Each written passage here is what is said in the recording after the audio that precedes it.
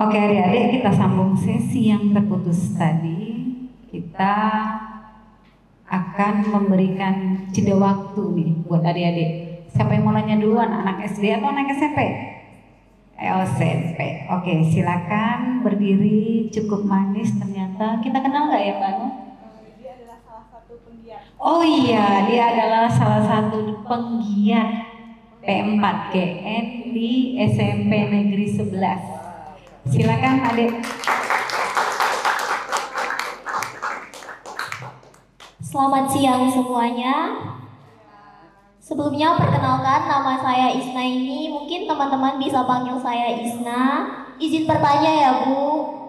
Baik, pertanyaan saya, bagaimana cara remaja mengatasi narkoba di wilayah-wilayah terpencil? Sebelumnya kita semua sudah pada tahu kan bahwasanya tuh narkoba bukan hanya di perkotaan saja, melainkan sudah sampai di wilayah-wilayah terpencil. Terus tuh di situ tuh juga belum ada kan kantor BNN karena itu suatu wilayah terpencil di desa-desa. Bagaimana cara kita mengatasinya? Baik, itu saja pertanyaan saya. Terima kasih. Terima kasih Isna. Ini pertanyaannya adalah gimana kalau misalnya narkoba ada di wilayah-wilayah terpencil, kemudian di wilayah itu ternyata nggak ada kantor BNN. Jadi ini kita serahkan ke Mbak Anu, waktu dan tempat Mbak. Oke, terima kasih Bu Susi dan terima kasih pertanyaannya dari Isna ini ya. Boleh tepuk tangan dulu. Ya, pertanyaan yang bagus ya. Bagaimana jika ada kita menangani ya, mungkin ada kejadian di wilayah terpencil. Kita cukup bersyukur ya di Kota Tanjung Pinang ini memiliki kantor BNN. Nah, bagaimana sih jika suatu daerah itu tidak ada kantor BNN-nya? Nah, di sana atau di suatu wilayah terpencil, misalnya di suatu desa A ya, walaupun tidak ada yang namanya kantor BNN atau Badan Narkotika Nasional, di situ pasti ada Babinsa atau Babin Kamtibmas. Nah, ada RT RW-nya. Ketika memang misalnya nih Isna tinggal di desa A, terus tahu, wah ini ada yang mencurigakan ya, kayaknya aneh nih, apakah ada transaksi narkoba? Nah, itu bisa dilaporkan di Pak RT-nya dulu ya, di Pak RT atau Pak RW. Kemudian pasti Pak RT sama Pak RW akan berkoordinasi dengan tim APH-nya, aparat penegak hukum yang ada di desa tersebut. Bisa Babin, Kamtibmas atau Babinsa gitu ya. Mungkin dari saya cukup sekian. Kalau ada yang mau ditanyakan lagi silahkan, nanti jangan malu-malu ya, dari SD 10 ataupun SMP 11. Terima kasih. Saya kembalikan ke host Bu Susi. Ternyata kalau nggak ada BNN berarti kalau di tempatnya adik-adik atau di kampung nih, misalnya kita kan tinggal Tanjung Pinang kan, ada nenek kita yang tinggal di Tarempa misalnya, atau tinggal di ujung pelosok Natuna. Nah di sana memang belum ada kantor BNN ya Mbak ya. Hanya saja jika ada kejadian boleh berkoordinasi atau melaporkan ke petugas hukumnya.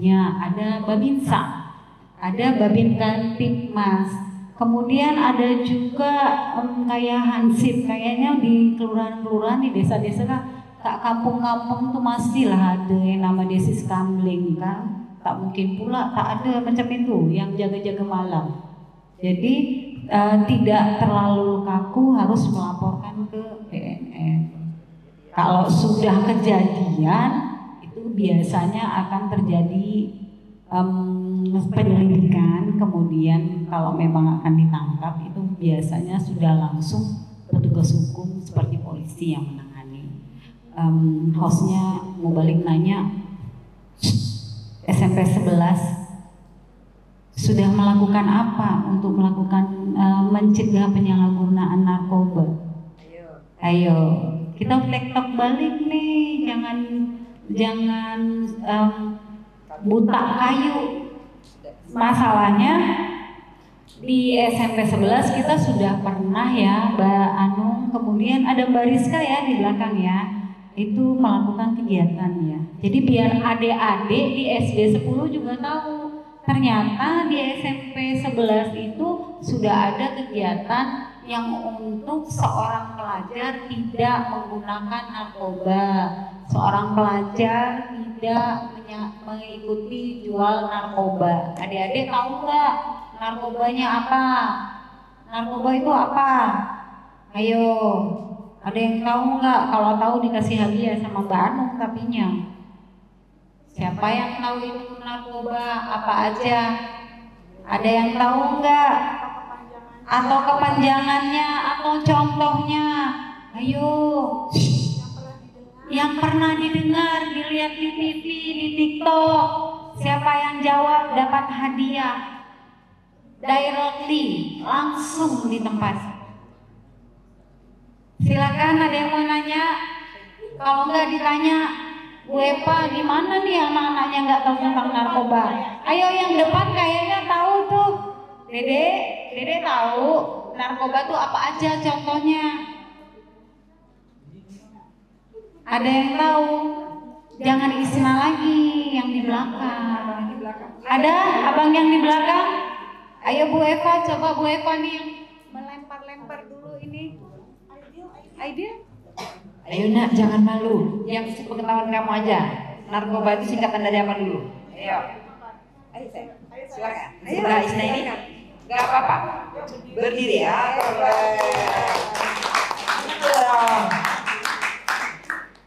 Perkenalkan, nama saya Ade Irma Suryani, bisa dipanggil Ade. Oke. Narkoba itu seperti sabu-sabu atau lem. Oke, good. Ada lagi? Next, apa lagi? Kamu boleh bercerita tentang sebenarnya narkoba itu apa yang pernah kamu lihat, apa yang pernah kamu dengar, apa yang pernah kamu tahu, gitu. Coba. Sebenarnya di kampung Bugis tuh kayak ada budak-budak yang sering ngelem. Good, oke. Itu lem apa ya, Bu? Terus apa lagi yang biar bisa kami tangkap nih? Dekat kampung Mike tuh, kampung Bugis, banyak budak-budak ngelem. Jadi ngelem tuh apa gitu? Ngelem tuh apa? Ada efeknya tak? Seperti apa? Gitu ya? Oke, terima kasih Mbak Anung.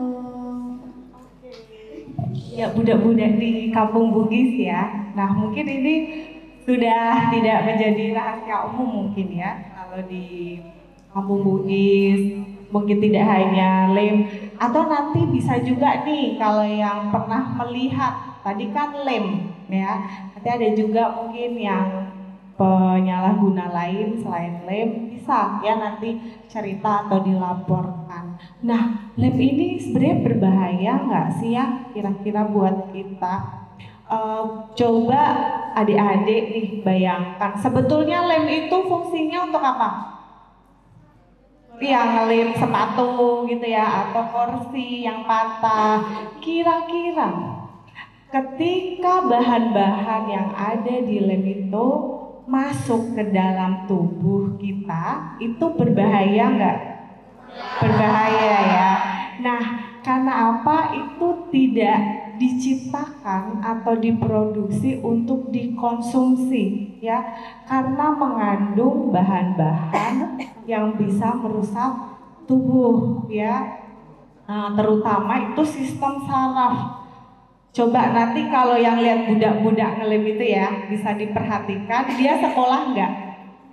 Enggak ya, karena salah satu efek negatifnya dia tidak bisa berkonsentrasi ya. Jadi kalau di sekolahan datang ikut pelajaran pasti tidak bisa konsentrasi, tidak bisa memperhatikan apa nih yang disampaikan oleh bapak guru atau ibu guru.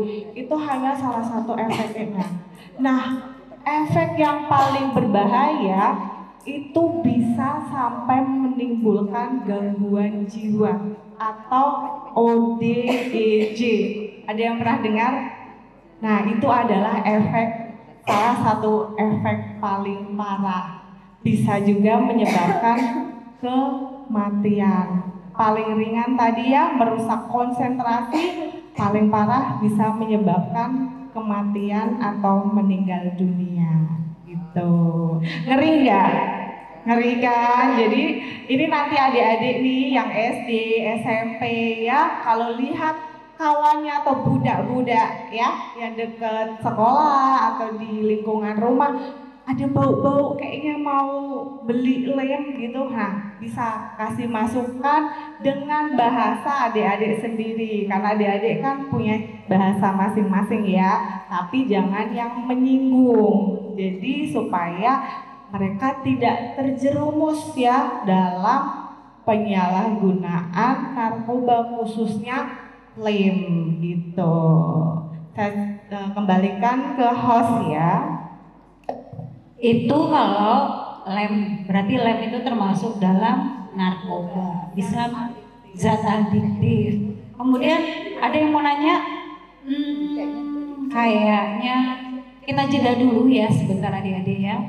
Kemudian nanti akan kita sambung kembali pertanyaan dari adik-adik SD 10 Tanjung Pinang Kota. Kita dengarkan iklan berikut ini.